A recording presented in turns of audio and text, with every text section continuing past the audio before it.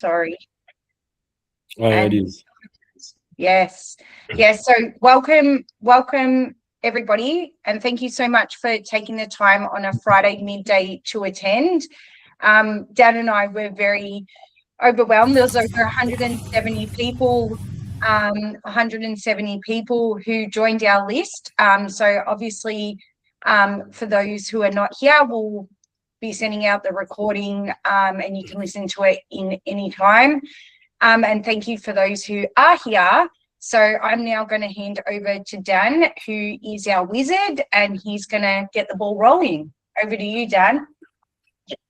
Okay, cool.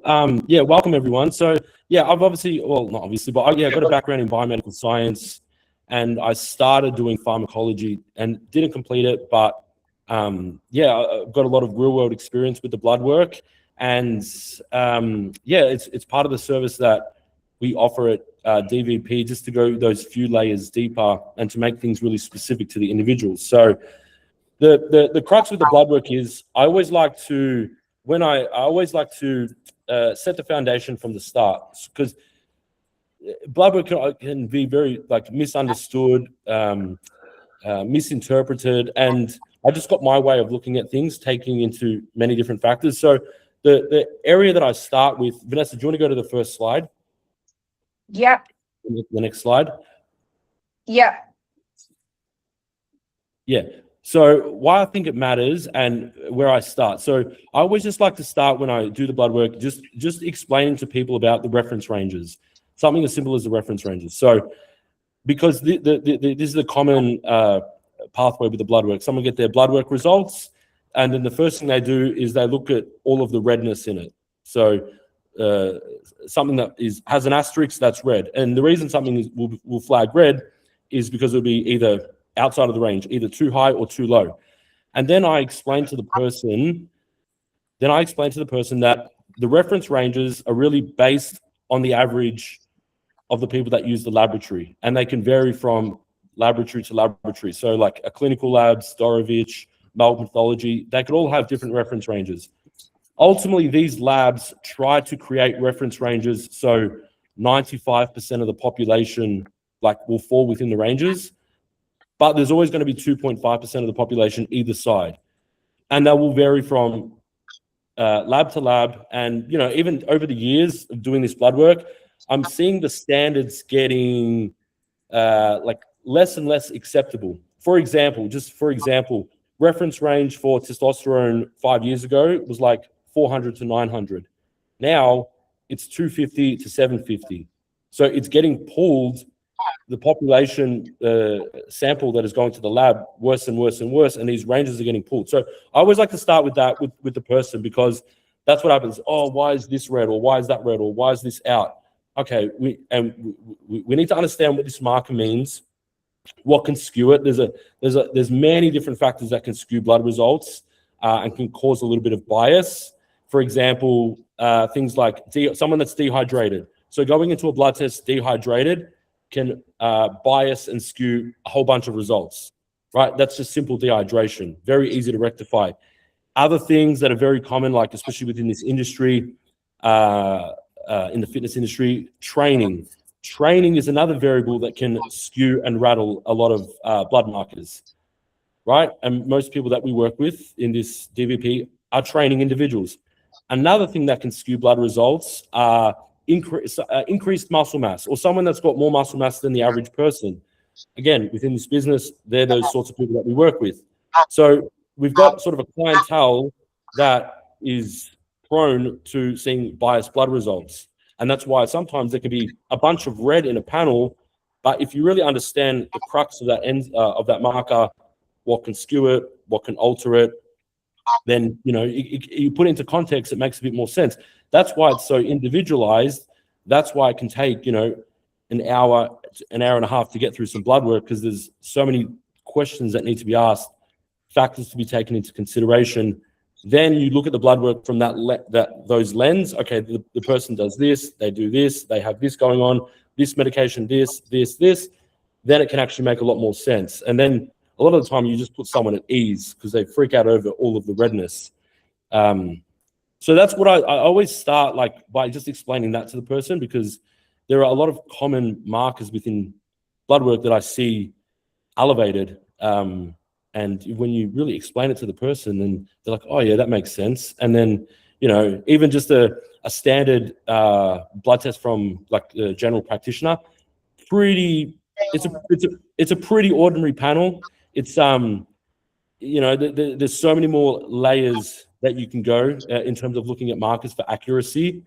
And then I guess that's, yeah, really the service that we provide. So, yeah, and you know, most people get blood work because it can start off with symptoms. I'm experiencing this. I'm experiencing this. I'm experiencing this.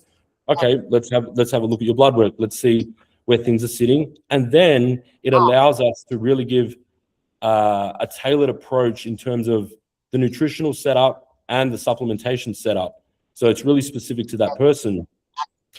Why else I think it matters is because we get a lot, or you hear a lot, like just people throwing out these claims like, oh, I've got overactive thyroid, or I've got underactive thyroid, or I've got low iron, or I've got high estrogen, but based off no information, just assuming it.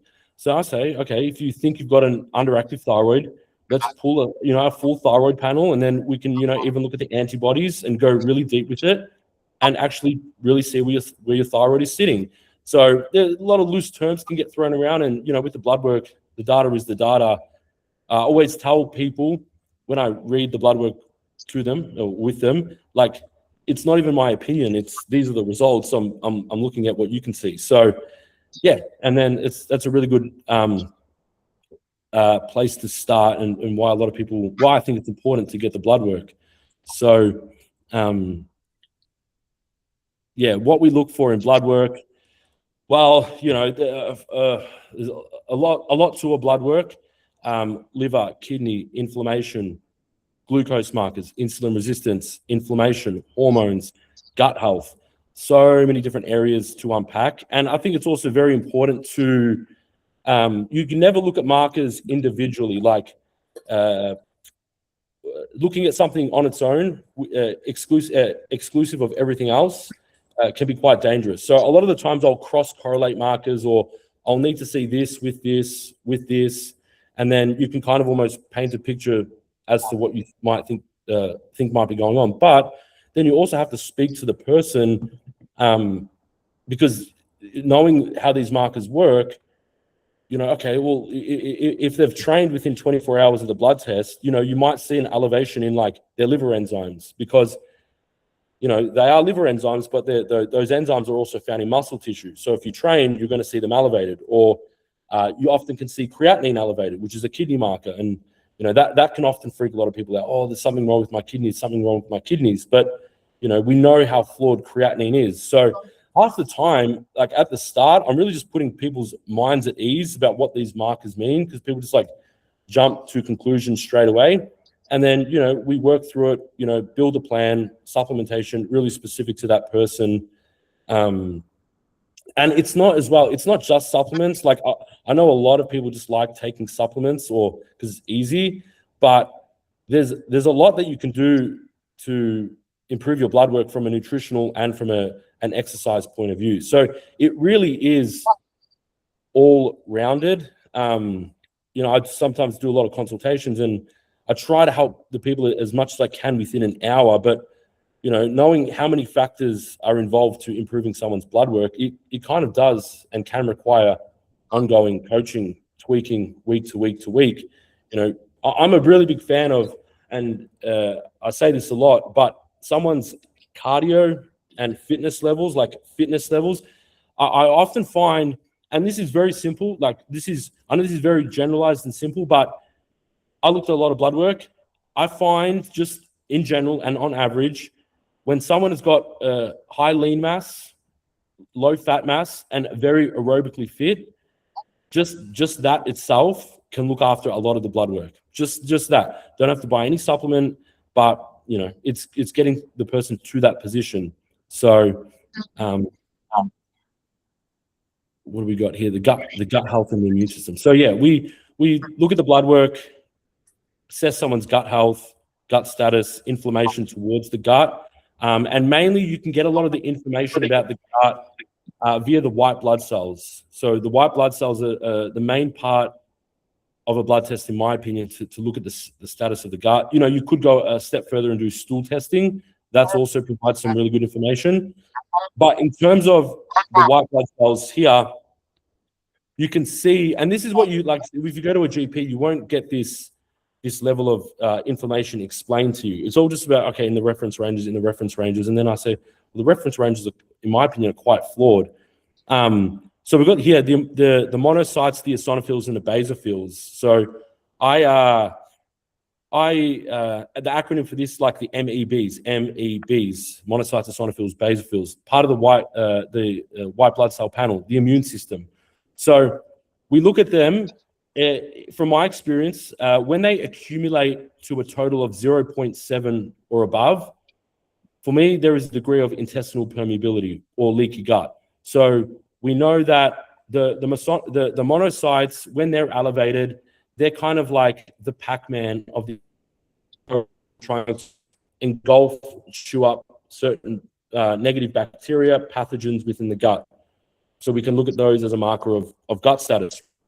If they don't do a good enough job and there's still pathogens, bacteria lingering, the body will upregulate eosinophils and it will send the eosinophils in to try to engulf those pathogens, bacteria. And then we've got the basophils, which release a lot of histamine. And when you get it release a lot of histamine, they kind of punch holes into the walls and the membranes of these bacteria, pathogens within the gut, and then making them easier for the eosinophils, the monocytes to kind of chew up. So I know that's a bit technical, a bit sciencey, but just looking at those three can really tell you a whole heap about what's going on within your gut, because really your body should not be making eosinophils. Like if there's, you can see here on this page, eosinophils are 0.3, eosinophils 0.2. I like them at 0.0. So if the body is making eosinophils, it's making them for a reason. It's generally to fight bacteria, pathogens, predominantly within the gut, or it can be within the lungs. Same with the basophils. The basophils I like at 0.0 as well. If they're being made, if they're being produced, your body is making them for a reason. And then we can dig a little bit deeper into the gut, why that might be. You know, you can then cross-correlate that with some of the inflammation markers. So, you know, the CRP, the ESR, I think that's on the next page.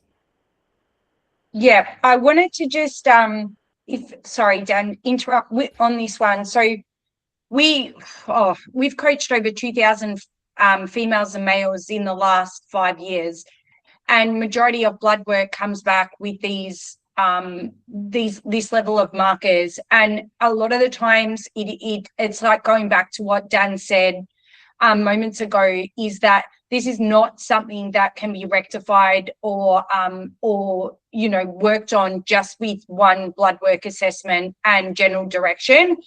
If someone's coming in with a lot of gut discomfort, really struggling to even, you know, those who think they've tried everything and can't drop weight, are feeling really uncomfortable, bloated, skin flare-ups, you know, feeling a bit all over the place. This is generally what we see on blood work. And this does take specific nutritional protocols to be put in place to help smack these numbers back down and get the gut into a healthy state so the body can help the body perform at its prime. So I just wanted to mention that as the last time I touched on this topic in another seminar, there was a lot of people who wanted to do just a one-off blood work assessment, and these numbers came up, and I had to be really honest with them and say, this is not something that is going to be fixed within a split second. This is something that you need to work on over time through specific nutritional protocols, and some supplement intervention if it's really required. Yeah, and one more thing to that, and I think, like, for example, for the eosinophils, the reference range is like up to 1.2 or 1.3. Yeah. Which it blows my, like, I like them at 0.0. At worst case, I like them 0.1. But yeah, the reference range has them up as high as 1.2.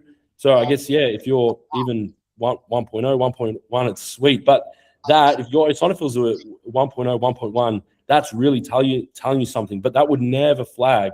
That's why I've pretty much almost got my own reference ranges for all of these markers.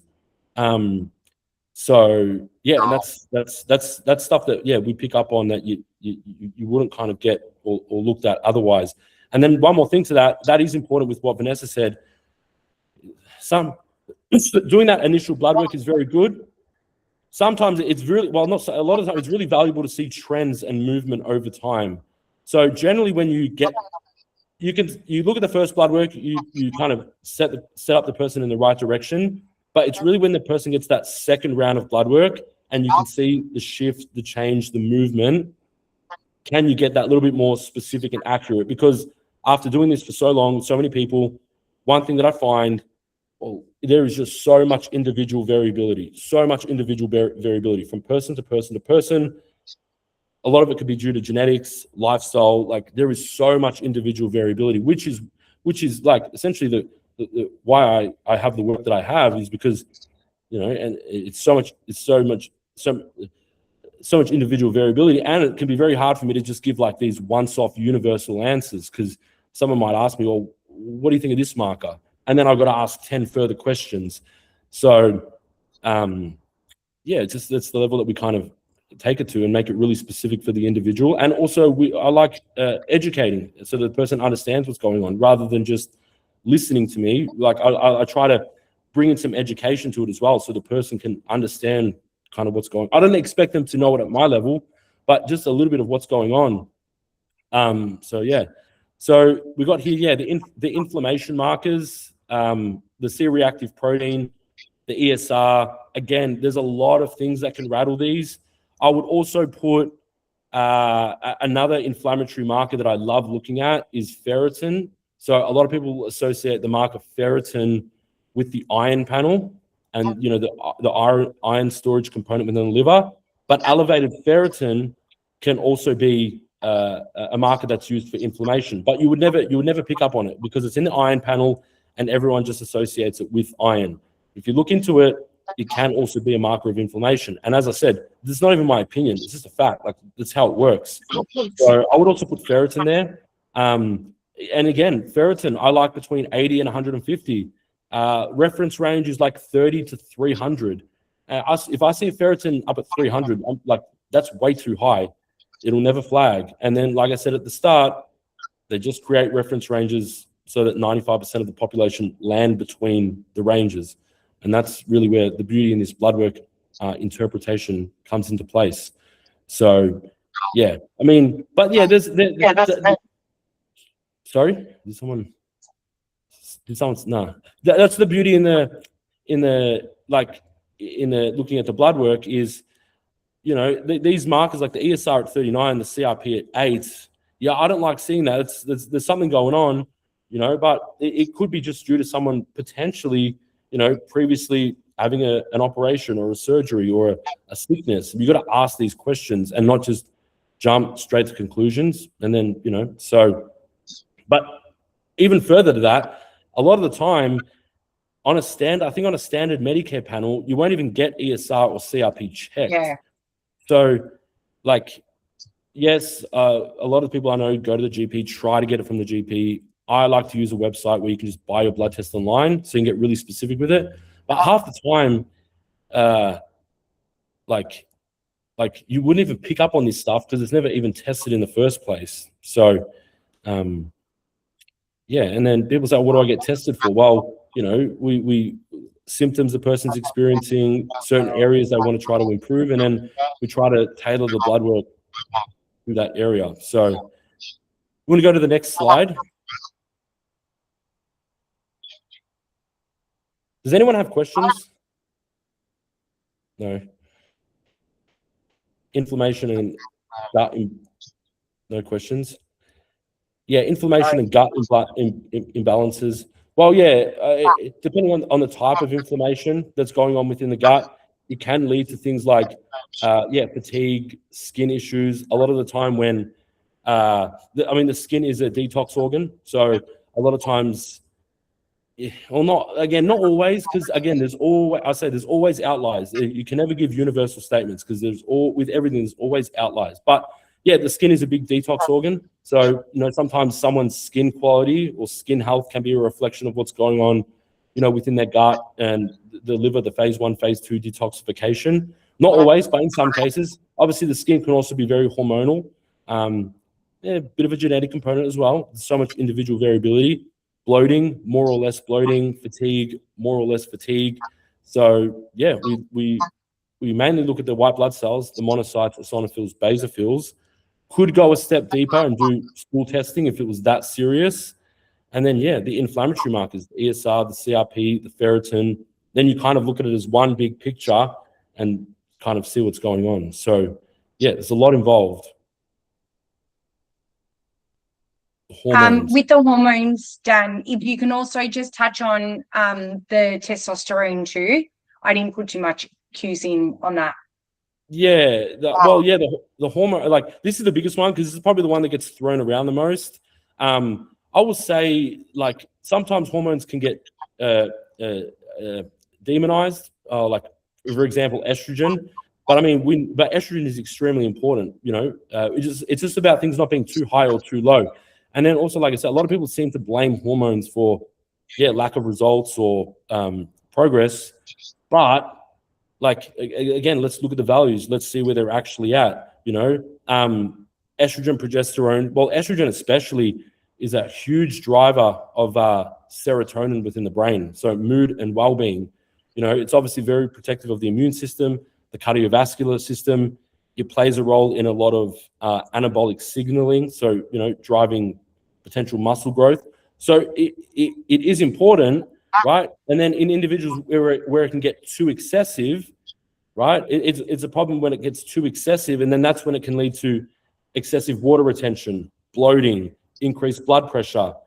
In males, it could lead to things like gynecomastia. So it's not about trying to get rid of estrogen. It's not having it too high, not having it too low. You need to look at the values. Also, what's really important a lot of the time with DVP with females is looking at it in relation to where the person was in a menstrual cycle, because estrogen will change its value across the 28-day menstrual cycle. So it's important, again, when you get the bloods, more so for a female, if you're getting a menstrual cycle, to know what stage of the menstrual cycle you were at so that you can accurately look at the sex hormone profile. Thyroid, obviously playing a role in, your ability to, your metabolism, burn through calories, lose weight, gain weight. Very popular area in the whole fitness industry with their thyroid health, metabolism. And it's an area we can look at, but I'm not going to get too sciencey with it, but you go see if you can get a thyroid panel, and there's about 6 thyroid hormones you have to, 6 thyroid markers you have to look at to get a full understanding of what's going on. You go get a standard thyroid test, you'll only get 1 of the 6. And I get that a lot. I only get the 1, and then I'm missing the other 5. And then I just say, well, I can't even draw a conclusion. I just got to almost put that page in a bin.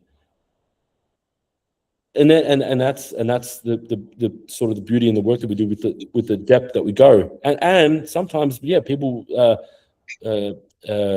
blaming thyroid. We look at the values. It's like, it's not overactive, it's not underactive. There's actually nothing really wrong with your thyroid. So that is and yes, it does play a huge role in body composition. There are certain things you can do to help, I guess, upregulate or optimize the state of your thyroid and the hormone production, the hormone conversion, burn through calories, things like that. But we need to see where the person's at in the first place and then go from there. So this is obviously a big one, the menopause. Do you have anything to say on this one before I go? Now this is probably our biggest one, because females come to us, like, this is what we're pretty much like known for. People come to us and feel that something's not right hormonally. They can feel the shift. Aside from the main symptoms of, the night sweats, feeling foggy headed, the bloating, Another big sign is the weight gain within a very short period of time when the diet hasn't changed that much. And where I find from a nutritional perspective, a lot of women, because we're brought up in this society where everything's like low calories, high protein, low calories, high protein. But when it comes to menopause, yes, those two things are certainly important, but we need to then go further and look at the macro and micronutrient split.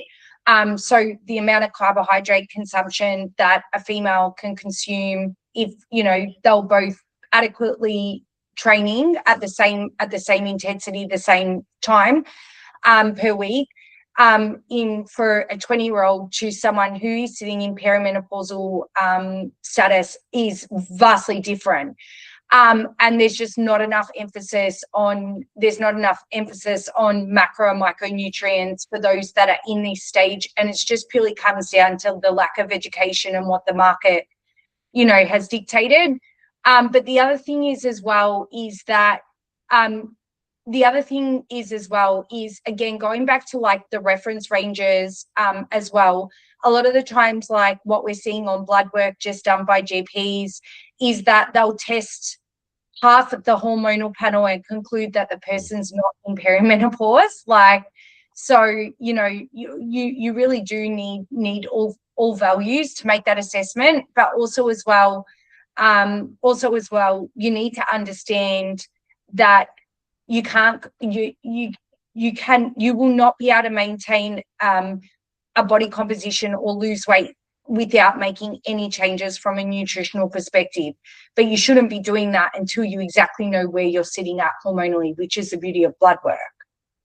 Yeah. And again, the individual variability of it. I've seen some individuals in the late 30s reach menopause, and then I've seen some individuals getting close to the 60s and still not even be in menopause. So that's the idea. You keep pulling the labs, keep pulling the blood work, keep an eye on things. I think trends over time is very, very, very important. And then, I mean, should I consider the HRT, my HRT opinion or not? No, if you really want to give it. No, like just in saying like, I mean, in menopause. Me and Dan go head to head on this topic. Pretty much like clients will come to us and they say, I want to glide through naturally. And then other clients are open to experimenting HRT and they want the advice and opinion of Daniel, but that's a medical thing. So Dan can give his opinion, but it's not advice that should be taken above what your medical specialist is advising. Oh yeah, and I do that all the time with people. I'll never tell someone what to do with their health. It's their body, their health. They do what they want with it. I give the education on it. My opinion, both sides, the pros, the cons, and then I'll never tell someone what to do with their health. It's entirely up to them. The way I kind of put it so they can understand is, during menopause, the sex hormones are in the ground, estradiol and progesterone. It's almost the equivalent of a male walking around with like no testosterone. Like you can see how a lot of areas of that person's life would suffer with no testosterone, like motivation, libido, general well-being, performance, recovery, ability to build muscle, burn fat. It's all compromised when these hormones are in the ground. So at that stage of life, when you're in menopause, not much is going to re-elevate the hormones other than considering HRT, which is taking the hormones synthetically. But I also understand that there's a lot of people that are totally against that, and that's fine. And then we work with that person with their decisions and do the best that we can from a natural standpoint to help relieve symptoms and work towards their sort of physique goals. So it's just we keep an eye on the estrogen and progesterone. But then half the time, like Vanessa said, these values they're only half complete. So I think if you are interested in getting blood work, it's best to reach out and these are the symptoms I'm experiencing, or this is a bit of my history or what my family is prone to. What panel would you suggest for me? And we can write a bit of a list, everything that we think is important to include, and then go through it properly without any sort of gaps, taking into account, like I said, you always got to understand the landscape of the person that you're working with, what they're doing, medication that they're taking, their activity levels, their diet, so many different things. And so it's so hard for me to just give these generic answers on such complicated topics.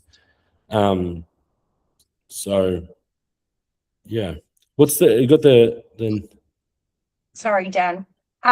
Do you want to just touch on like the testosterone levels for males and what we look at there? Because I know a couple of the clients have been very interested for their husbands. Obviously, as you age, testosterone declines. That's definitely not my area of tea. Daniel, you go. Testosterone value, and that's the crazy thing. What I said at the start, the reference ranges 5 years ago for testosterone used to be much higher, much more acceptable. Now they're almost in the ground. Like you could have, like I said, at the moment I think like they're 250 to 750, like for a free testosterone value. If you got a 250 free testosterone value, that's almost in the ground, but it wouldn't flag on a blood test. And yeah, most people associate like testosterone with one's ability to build muscle, burn fat in terms of the body composition. But I mean, I look at testosterone from the point of view, well, it plays a huge role in dopamine production within the brain. So that's why people with higher levels of testosterone tend to have higher levels of motivation, because it does drive up dopamine within the brain. It obviously plays its role in libido, sex drive. It also has a really big role in iron absorption and red blood cell production. So, you know, one's ability to transport oxygen around the body, day-to-day energy, day-to-day well-being, someone's vitality can be dependent upon their testosterone value. And then, yeah, we've got our tricks and our strategies to trying to drive that up naturally, both from a supplementation and from a dietary point of view. And that's what I said at the start. That a lot of these markers require, yes, supplementation intervention, but also nutrition intervention. And then my favorite is almost the training, the cardio intervention. It's a combination of the three of those designed perfectly for the person to, you know, help them with their blood work and, you know, physique and performance goals. So, yeah, and the values, like I said, they're getting less and less and less acceptable as the years go on. So, what else did we want to talk about? Well, let's go to questions. Who has don't be shy, reach out, ask. Yeah, any specific questions? I'm trying to think of like common things that I get come up. There's so many different things. But it would just if I had to summarize like everything in it would just be like, when you get your blood test, don't panic initially. Like, do not panic initially, because a lot of it can be self-explanatory. Further markers need to be looked at. I'll give one quick example. This is probably one of the most common misinterpretations of the blood test that I get, and this is just an example of my day-to-day. Okay, in the kidney panel, there's a marker called creatinine.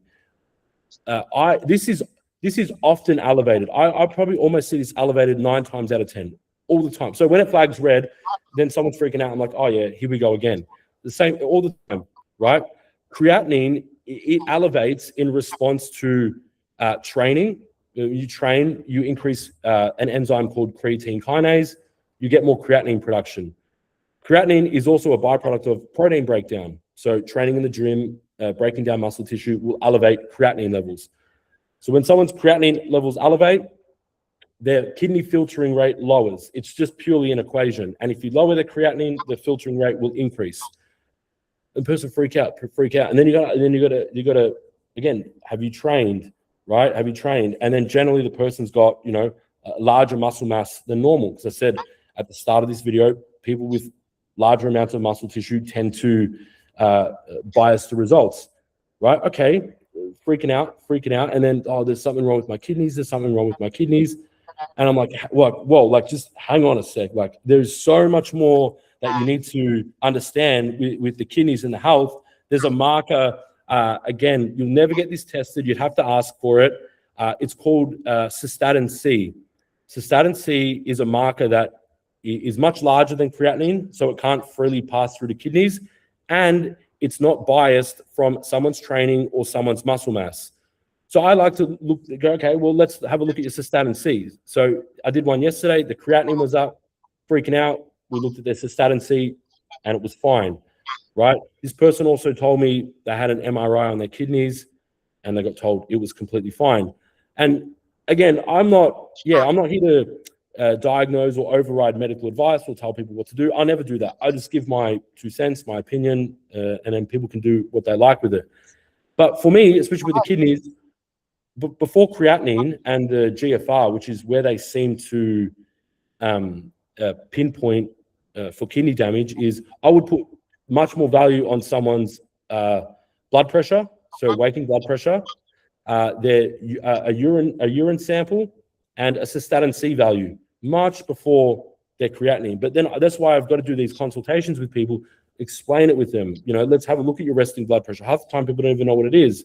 And then again, one of my favorite ways to improve resting blood pressure is cardio. So then you've got to help the person with what sort of cardio to do. So it's a very, multifaceted sort of approach. And half the time I'm just putting, people's minds at ease, helping them understand. And there are times where it can get out of my scope, or I do think further testing might be required medically.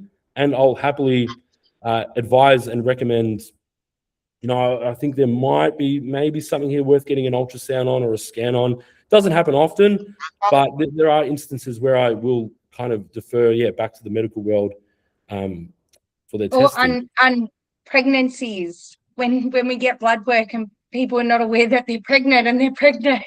Oh, yeah, and that's a lot. Yeah, a lot of time I've heard, well, what's wrong with these markers? Oh, they look like pregnancy numbers. And then, they're all of a pregnant. sudden. And then you got to make the call and break the news. I've had to do that twice. But that's another, pregnancy, like that, pregnancy changes the whole blood panel. Certain hormones rise, certain hormones fall. And then again, you've got to look at the blood work from that sort of context. Like, I think it's actually quite amazing how the body, the blood work or the body shifts the hormonal profile pre-pregnancy and post-pregnancy. I think it's absolutely amazing. In a roundabout way, it almost shifts it. It almost shifts it to a hormonal profile that's anti improving your physique. But when you are trying to grow and deliver a baby, the last thing that your body cares about is building muscle and burning body fat. But I think and that leads me to another thing. If you draw it all back, a lot of these systems that are in place and all of these markers in the blood tests and liver, the kidney, the immune system, everything, it's all really designed to prevent death. And I know that sounds pretty extreme, but at the end of the day, a lot of people come, I want bigger biceps, I want to lose body fat. It is body composition. From the body's point of view, that's not really a priority. Survival is, reproduction is, and then maybe your sort of physique goals. So, I actually think it's quite amazing how things adapt during stages of life. And it just sort of help the person understand it and sort of work them through it. What else? We went through the white blood cells, went through the inflammation. Oh, we didn't go through insulin resistance, the glucose marker. Insulin, would fall back into. This is a big one. This is a one that I completely forgot about. The glucose markers. So that can actually be physiologically, that can actually be a roadblock to someone's ability to burn body fat and I guess get in shape, is if someone is insulin resistant. So basically what that means is it's like insulin resistance. You could almost interchange that with like pre-diabetes almost. where the glucose in someone's blood is elevated, the insulin in someone's blood is elevated for an extended period of time. When those two are elevated, it really inhibits the body's ability to break down fatty acids and use it as fuel. So that can actually be an area that can be a roadblock to getting in shape, dropping body fat. And again, there's a whole panel that needs to be looked at to determine whether someone is or isn't insulin resistant. Again, regular GP, regular panel. Again, there's maybe about 6 different markers that I like to look at for insulin resistant status: fasting glucose, fasting insulin, HbA1c, C-peptide, HOMA-IR. You'll never get that. You'll get maybe one of them. And then again, sometimes I get these one markers. I'm like, what am I going to do with this? Like you can make assumptions or like guesses, but that defeats the purpose of getting the blood work, which is why I like to use iMedical. It's a website where you just essentially buy your blood test online, and then there's no gaps. And there's no gaps. There's nothing missing. There's like, oh, it would be good to know this or it would be good to know that. No, we can actually look at everything, look at all inclusively, and see exactly what's going on from there. I mean, even little things like there's people don't think of this, but there are certain markers on a blood test that can skew due to just something as simple as this. When the person gets the blood drawn, and they obviously draw the blood with a needle, if someone just has a little bit of a panic attack or a freak out over that could just throw off a bunch of markers, just like that. So again, sometimes you gotta understand the markers, look at them more chronically rather than acutely, because someone is literally just freaking out over the nurse drawing the blood could alter a bunch of markers. Then, like I said before, actually that's one thing I do want to talk about is if people are going to get their blood work done, I've almost got my testing requirements, and I think this is important to talk about. It's not necessary or mandatory; it's a recommendation. And it's important to communicate this with the person that's looking at your lab work. So like I said at the start of this call, hydration is huge for blood work. Hydration is huge. I like to see blood work fasted, but most people think fasted means also dehydrated. So roughly, I like 1 liter of water for females about 45 minutes before the blood test, and about 1.5 liters of water for males about 45 minutes before the blood test. Hydration, it will change the concentration and help dilute the blood, which can alter the results. Main markers it will alter would be, it can shift a lot of the red blood cells, and it can shift a lot of the kidney markers, right? But I can also look at blood work and tell if the person was dehydrated or not. There's certain patterns to look at in the blood work to assess, okay, you can clearly see that this person was dehydrated going into the blood test. We know that your blood should be 50% red blood cells, 48% is water, and then the other 2% is white blood cells and platelets. So if you've got those percentages off because you're dehydrated, you can see how all of a sudden the results are skewed. So then you've got all these skewed results, and you were just simply potentially dehydrated. That is so easy to fix, and it's something that is very avoidable, is being dehydrated. A lot of the time, oh, did you have water before? Oh yeah, I had a glass of water. Like, it's not really going to do much, a glass of water, So you got to explain that to the person. Another thing that I'm big on is the training. We know that the training can alter blood work. Like I said, sometimes the liver enzymes will go up, and some of the kidney markers can elevate, right? Potential inflammation markers. I like a couple of days off training, but I never really get blood work off of someone having a couple of days of training. Someone might have 1 day off or 2, but really, if you want to look at your blood work with no training bias, then it almost requires 7 to 8 days no training to have no bias. But no one really looks at their blood work after 7 to 8 days of no training, which is fine. I don't need everyone to have 7 to 8 days off. That's fine if they want to train the day before the blood test. then you just have to look at the blood test with context and understand that certain medications can throw it off. So that would be the biggest tip for me is the training.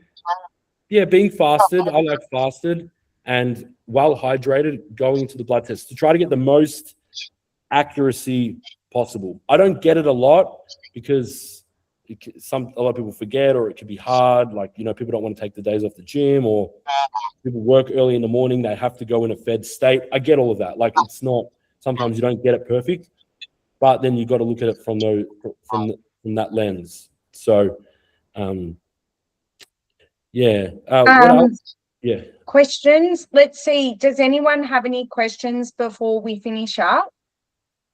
I just wanted to make sure. Don't be shy. Yeah. Well, yep, we got someone. Liv, Hey, me. How are you? good. Ask away. No, I was just going to say, just in relation to the blood work, like Dan was talking about, it is like some things can be different, and I had the blood work done, and for me, it's just getting feedback. It's been fantastic, all the supplements and everything. Like, it's just changed my life a lot. Getting that looked at properly, and with the Dan's recommendation, so I think it's highly worth it, and it's very effective, especially perimenopause stage, like we were talking about. Yeah. Thank you. And Liv, to give you a bit of background with Liv, Liv came to us PCOS, really struggling to shift body fat, going into perimenopause as well. We got her blood work. It did confirm that she was entering into the periMenopausal stages. And once we put the right nutritional plan, supplementation and protocols in place, like, I think, Liv, you can attest to this. You're in the best. You've been in since your 20s. So it's true. And you know what? It's true. Insulin resistance, everything PCOS, there's sometimes you just think there's no way, to ever change your life. But honestly, once it's always looked at and with the right supplementation, it's been fantastic. And that's probably one more thing that I would want to touch on is with what we do, and I'm big on this, is using the correct supplements in the correct forms at the correct dosages. That is so big. A lot, like, for example, magnesium. Magnesium is no way near created equal from brand to brand to brand to brand, right? And we're really big on specific brands at specific amounts per day in the correct forms. And that's another area that I guess we're able to help in, is that we point people into the right direction, spending money where it's worth it. There's can be a lot of garbage and a lot of junk with these supplements. And half the time when people tell me what they're taking, I'd rather than just not take it at all and take nothing. They can actually sometimes do more harm than good. So that's another thing that I'm I guess really passionate about, is I love when our clients are, got a bit of a supplement stack and they're just taking top tier, really, really good grade products, that align with their blood work at sufficient dosages. Magnesium is a big one. Magnesium, most people, I take 1 capsule, 2 capsules a day. You might as well not even be taking it. It's that low, but we give, dosages, brands.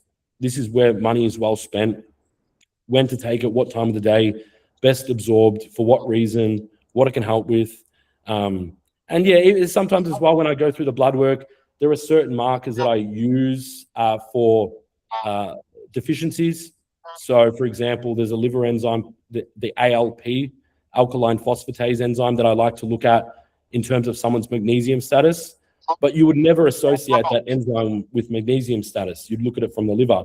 And that's where we sort of, with our functional blood work analysis, we use some of these markers to look at nutrition or mineral deficiencies. Perfect. Well, where am I? Well, that was great, Dan, as always. Thank you so much. If anyone's got any questions, like, as I said, don't be shy. I have also I'll leave this last screen here. You guys can scan the QR code if anyone's interested in getting their blood work done, and jumping onto one-on-one coaching, whether it be male or female. Go Joe. Yes, absolutely. Joe's just said, can I ask a question? Yeah. Where are you, Joe? Are you there, Joe? Oh, Joe, you just have to unmute yourself. Oh, ask away. Hang If on. you just type it. Oh, I will just get her to type it. Yeah. While Joe, type your question in the chat box and we'll answer it. But while Joe's typing her question, so yeah, I've got some time slots left this afternoon for consults. So please feel free to scan the QR code if you are not already a DVP client, and we'll take it from there. Otherwise, yeah, Monday or Tuesday, I'm flexible. And then where else? We will send out this recording anyway. And if you've got any questions, you can just simply email me back, and we'll make sure that we answer all your questions. Joe, are you typing away? Yeah. Yeah. Okay. Joe's question done. When you have all the symptoms of PCOS, hypothyroidism, but your blood work and markers came back relatively good, is this purely a lifestyle issue? No. See, again, again, this is a great question, and then you got to go 10 questions deep. When you have all the symptoms of PCOS, hypothyroidism, but your markers come back relatively good. All right. So the first thing there, the first thing that I would do there is, I would like to confirm that personally, like in terms of my reference ranges. I would personally like to confirm that myself, because I said I think that the ranges are flawed. I would personally like to confirm that. When you have all this PCOS and all that is hypothyroidism, but your blood work and markers come back relatively good. So yeah, I would definitely like to confirm that first myself with my reference ranges.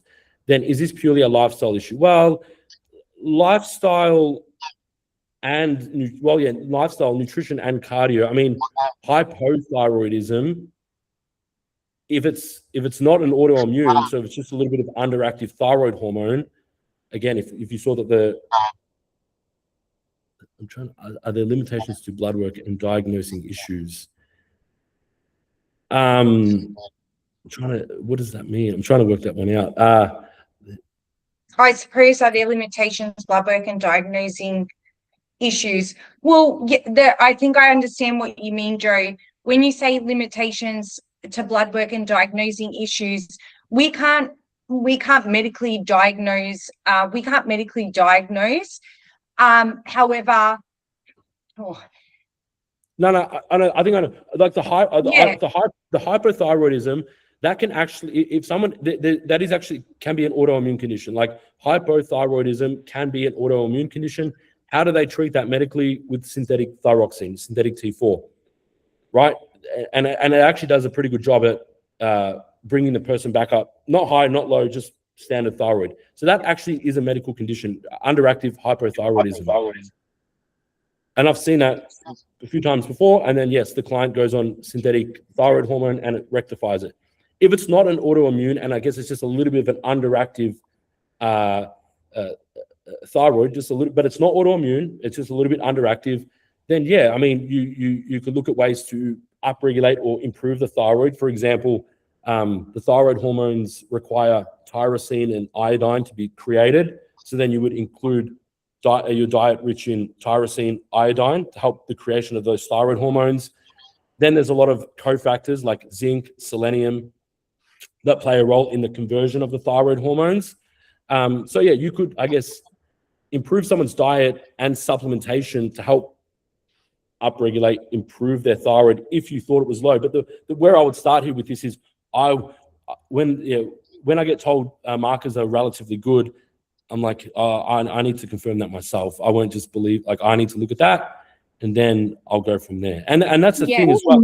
And that's, Sorry, hey Joe, we got you. Yeah, I'm so sorry. This is a new computer, so the settings are. No, don't be sorry. Sorry, thank you for that. So sorry, it's hard to convey what I'm trying to get at, I guess, through a written question. But so I guess for me, I kind of think So if the majority of your blood work after you've looked at it, like the report comes back and it's saying, okay, well, it's relatively good. It's not a complete thyroid profile, but yeah, are there elements like that might be hidden, or is it just, you just have to, do it through your lifestyle and through your nutrition, and it's just, that's your kind of biological makeup and you've got certain limitations. Does that make sense?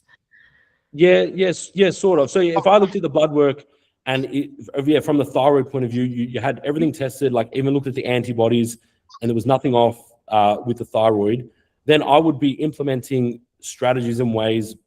Mainly for the thyroid, it's mainly via supplementation and nutrition to try to get the most out of your thyroid gland in terms of the most hormone production, and then the most conversion pathways via supplementation and nutrition.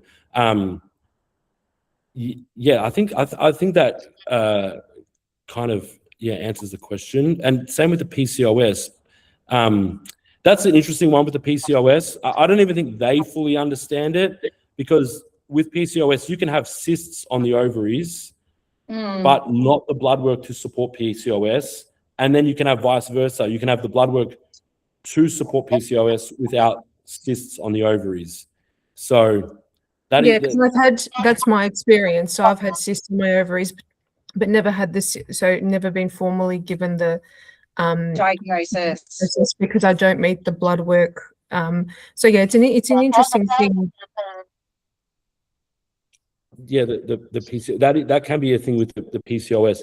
And then if someone has got the blood work panel that does align with PCOS, that can actually be a roadblock for getting lean, dropping body fat, because in PCOS, they're often associated with high insulin or insulin resistance. And then, as I said before, that can be a roadblock for getting lean. And then, we've got strategies from a dietary supplementation, a training point of view to help improve a lot of those markers. So hopefully that helps. Yeah, thank you. Next report, I was just pulling up your file, Joe. Next report, what I'll do is when you're going to have a follow-up, like, because the last report they didn't test your thyroid, so I definitely just get like a full thyroid panel, and just before you go in and get your blood work done, I just reach out to Alex and let's confirm like what markers that need to be better assessed, to make sure you've got a proper panel to work with. Because it was when we only get back with a couple of markers, it's like we try as much as we can to take everything into context, but ideally for what you're asking, you'd want to see a very specific and full panel. And on that, and I know we're going to wrap it up, but the other day I looked at the thyroid panel, it was perfect, or it looked perfect, just the TSH, T3, T4, it looked perfect. But luckily, I got this person to also look at their thyroid antibodies. And you also look at the antibodies if you suspect an autoimmune condition, or you want to make sure you don't have an autoimmune condition, because they do exist. And luckily, we did the antibodies, and they were elevated. So, and the person kind of freaked out a little bit. And it was good that I caught that, because the thyroid at the time was okay, but the antibodies were elevated, telling me that something is brewing and a potential, not guaranteed, potential autoimmune condition with their thyroid is coming. So that's why I said it's very important to look at the full picture, because it might look right now. And then, I said to the person, if we didn't test your antibodies, we wouldn't have even known of this. So then I said, I recommend that person get an ultrasound on the thyroid and have a look into it further. But it's only because I asked for those antibodies that I catch it. And I think that's what I'm trying to get at, is that I think especially with traditional doctors, they're very resistant to getting full blood work done. And so you don't necessarily get the full picture. You're just kind of told you're dismissed. Sorry. That's probably the most common thing that we come across, and why people come to us, Joe, because like no one knows you better than you. and you know when something's off, and you're sitting there getting told everything's good, you're fine, you're good, you're fine. Oh, I got told 6 weeks after I had my son, I got told that it looked like internally it was like I'd never given birth, right? Because I was in such good health and good shape, but I knew something was off. 2 years later, we get to the bottom of what the issue is, and I had to have not one surgery, but 2 surgeries after 2 years of going to every medical specialist. But that's the story for another day. I get extremely frustrated with, just the pushback. Just a pushback on GPs, especially when someone does go in and says, like, I am not feeling right, and I know me, I am not feeling right, there is something off. They should be testing a full blood work panel, and a comprehensive one at that. General hematology and biochemistry panel is just not significant enough to help anybody progress with even their general health at that manner. All right. Yeah, we could keep going. I was gonna. Me and Dan will go on about this for days, but please, when I email out, if you've got any specific questions, I'm going to CC Dan's email in, DVP email in anyway, so you can just click reply all and ask Dan the questions. All right. Okay. And Joe, just remember when you're due for your next blood work, just touch base with Alex before, and let's just get, because you won't need to get your full panel retested of absolutely everything again, because it's very close apart, but we'll just make it a little bit more of a specific panel. That way you won't get pushback, like too much pushback, because you won't be going in asking for too much. Sure thing. Thank you. No worries, Joe. All right. Thanks, Dan. No worries. Well, I hope everyone learnt a little bit. It didn't go over people's heads. Well, you can always ask the questions, so our doors are always open. I ask Dan questions every hour of every day, even on a Saturday and Sunday. No, I won't. I won't tell everyone to do that, but I do. So Dan, poor Dan has to put up, especially if I have something in my head that I feel like I need to learn then and there. The poor guy doesn't get a break from me. Okay, well, thank you so much, and thanks everyone for attending. Have a beautiful Friday and lovely weekend. Thank you so much. Thank you. Bye. Thanks. Bye.